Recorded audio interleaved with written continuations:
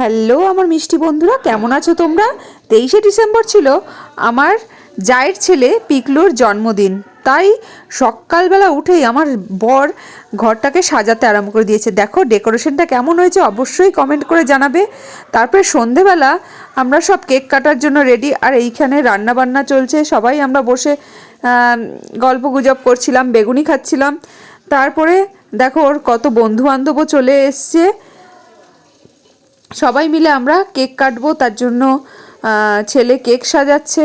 এবার এই যে পিকলু এবার সবার সাথে একটা করে ছবি তুললো। তারপরে মা আশীর্বাদ করলো, আমরা সবাই একটু একটু করে আশীর্বাদ করে তারপরে কেক কাটাটা শুরু হলো।